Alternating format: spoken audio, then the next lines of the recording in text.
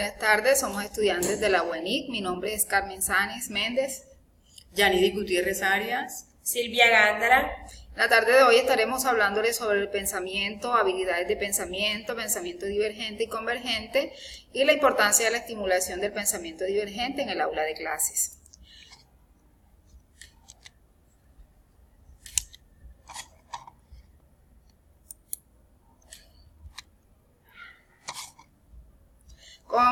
Con relación al concepto de pensamiento, tenemos que el pensamiento es una experiencia interna e intrasubjetiva a través de la cual podemos abstraer, discriminar, inferir, inventar, encontrar respuestas, resolver problemas, analizar, reflexionar, lo cual se manifiesta mediante la elaboración de hipótesis, razonamiento y emisión de juicios. Esto es según Labarrère de 1994. De igual manera se define como la capacidad de enfrentarse a un problema, conocerlo, resolverlo y anticipar las consecuencias de la conducta sin realizarla. Implica una actividad global de la estructura cognitiva mediante los mecanismos de memoria, atención, procesos de comprensión y aprendizaje. Es decir, que esta es una capacidad que tiene el ser humano de razonar, reflexionar acerca de los diferentes inconvenientes o problemas que se presentan a diario y cómo solucionarlo. Es decir, cuando tenemos esta capacidad de pensamientos, podemos solucionar los problemas asertivamente. Encontramos esas respuestas de forma lógica, analítica y crítica. Asimismo, encontramos las habilidades básicas de pensamiento, que son procesos mentales que permiten el manejo y la transformación de la información, facilitan la organización y reorganización de la percepción y la experiencia, constituyen la base para desarrollar el pensamiento analítico, crítico, creativo y valorativo.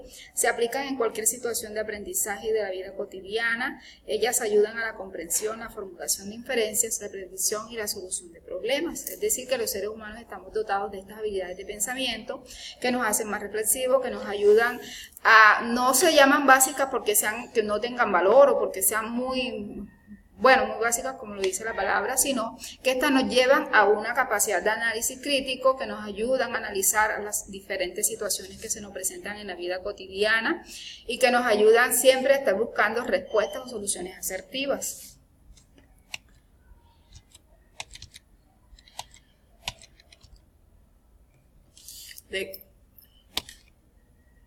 De igual manera, continuamos hablando de los tipos de pensamiento. Tenemos creativo y reflexivo. El pensamiento creativo puede ser entendido como el pensamiento de la posibilidad o como el uso consciente de la capacidad organizativa del cerebro. El pensamiento reflexivo permite ordenar las ideas y tomar conciencia de ellas. Autor John Dewey. Tenemos el convergente y divergente. Divergente, es decir, que produce variabilidad, envuelve y produce nuevas posibles contestaciones múltiples de la información disponible.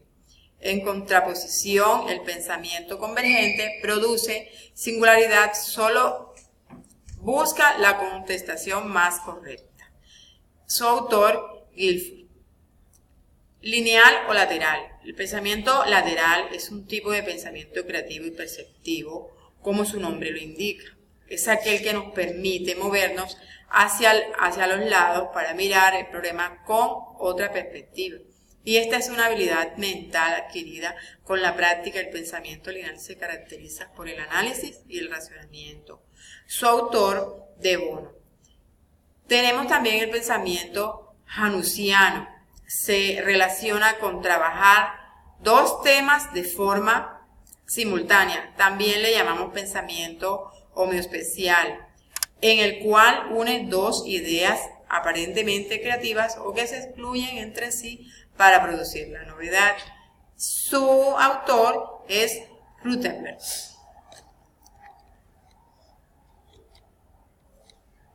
Ahora vamos a hablar un poco de las diferencias entre pensamiento divergente y pensamiento convergente.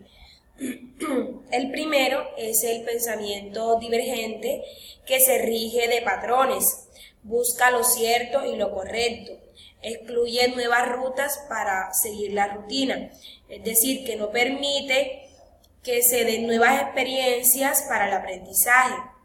Utiliza la secuencia del ABC, Es decir, que un patrón ya establecido, ya un patrón que ya está ahí. Se mueve con propósito definido analítico, responde a un proceso finito y se conforma con la manera conocida, es decir, que no busca y no explora.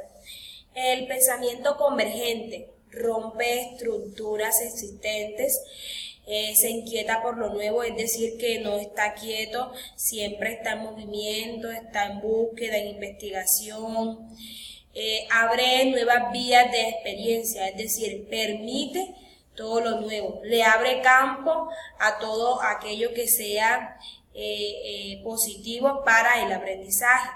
Utiliza la secuencia del ABC o BCDA. Esto le permite al estudiante o al alumnado experimentar, investigar, buscar nuevas estrategias de aprendizaje para un mejor desarrollo del pensamiento. Puede moverse sin ningún propósito, responde a un proceso probable e incursiona en nuevas maneras. Continuamos con la importancia de la estimulación en el aula del pensamiento divergente. Este se enfatiza más que todo, yo consideramos pues que los docentes o maestros en las aulas de clases deben estimular este pensamiento divergente a través de diversas estrategias o actividades que ellos deben emplear en sus diferentes metodologías o en su día a día, es decir, en la manera en que el docente emplee nuevas herramientas, o hay unas actividades rectoras que se manejan desde la primera infancia que se deben poner en práctica en todos los hogares, CDI o preescolares. Esas actividades rectoras lo que buscan es incentivar al estudiante o al niño o niña para que explore, para que aprenda a través de, adquiera aprendizajes significativos por sí mismo, es decir, él mismo va a generar su aprendizaje. Entonces, ¿qué deben hacer? Deben fomentar estrategias o nuevos métodos donde el estudiante o el niño o niña aprenda por sí mismo. Cuando hablamos de esas actividades rectoras, encontramos exploración del medio, encontramos la literatura, encontramos el juego. ¿Qué le permite esto? Si un niño juega una ronda, por poner un ejemplo, si el niño se emplea o se empieza una clase jugando una ronda infantil, por decirlo así, donde se mencionan los sonidos de los animales, ahí estaríamos incentivando al niño a que escuche esos sonidos y luego él los pueda emitir de una manera diferente. Entonces no podemos nosotros o no pueden los docentes llegar al aula de clase con una planificación de una actividad a su manera e imponerla, sino que deben llegar siempre con la disponibilidad de que el niño o niña proponga qué quiere aprender o de la forma como quiere aprender. Asimismo, consideramos pues a manera de conclusión que la literatura es indispensable y que es una de las herramientas más importantes para fomentar o estimular este pensamiento divergente. ¿Por qué razón? Porque si nosotros, en la manera en que nosotros empezamos a leer, a fomentar la lectura desde los primeros años de los niños y niñas, y que se debe fomentar en la casa, en la familia, estamos enseñando a ese niño a que tenga la capacidad de analizar, de sintetizar, de dar sus propios conceptos, de enfrentar la vida y sobre todo a solucionar problemas de forma asertiva. Hoy día vemos que los docentes aún siguen con su método tradicional. Siguen planificando actividades, siguen llegando a las aulas de clase con la misma monotonía, la misma organización del espacio. El espacio también constituye un aspecto muy importante en esto, puesto de que si nosotros todos los días o los docentes todos los días van y organizan el espacio de la misma manera, el estudiante ya lleva como algo sincronizado que todos los días va a ser lo mismo. Y cuando hacemos y cambiamos de pronto la mínima cosa o organizamos esos ambientes o esos espacios, ya el estudiante tiene una nueva concepción y llega más motivado, llega con la incertidumbre y ya llega con la posibilidad de hacer preguntas y de crear un aprendizaje. Entonces, a través de la exploración del juego, de la literatura, estamos nosotros estimulando ese pensamiento divergente. Ahora, nunca, desde ningún punto de vista, ni como psicólogo, ni como docente, ninguna persona que esté a cargo de niños y niñas o estudiantes, no podemos nunca decirle que no, porque los niños en su mente, ellos pueden crear un aprendizaje, pueden crear un concepto de algo, y al momento que nosotros preguntamos y si ellos dicen, por poner un ejemplo, que una piedra a ellos se le parece un balón, nosotros no podemos decirle que eso no es un balón, sino que es una piedra, porque ahí estaríamos entonces contraponiendo y estaríamos imponiendo nuestro concepto más no el de ellos. Entonces aquí tenemos a la compañera que va a dar su aporte.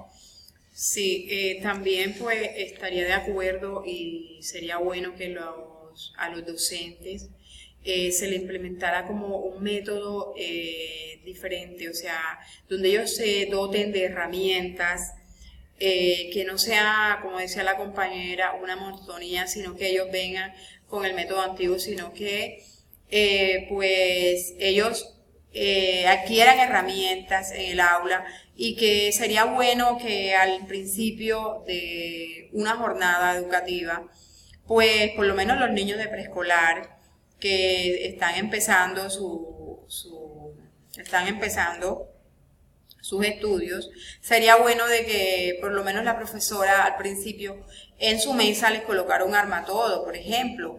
Ellos pues esa sería una motivación, también ahí estarían estimulando su pensamiento, porque ellos ahí empezarían su jornada ya cuando ella pase en sí a la jornada, pues que ya sea la literatura en sí, pues ya ellos vayan con una estimulación y pues ellos puedan, no se aburren, no, pues todo no es,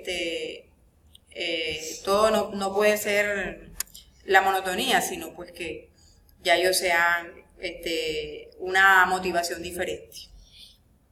También es importante decir que la educación no solo se da dentro del plantel educativo, sino que la educación comienza desde casa. Y es por esto que se hace importante y necesario que los docentes en los planteles educativos comiencen a implementar estrategias como la escuela de padres, en donde se formen y se le desarrollen al padre habilidades que las puedan aplicar en su casa, con el fin de que los estudiantes, de que los niños puedan investigar, crear, nutrirse de información en su casa y no solo en el plantel educativo, y de esta manera poder tener estudiantes para un futuro mejor preparados, en lo personal y en lo profesionalmente. Muchísimas gracias. Muchas gracias.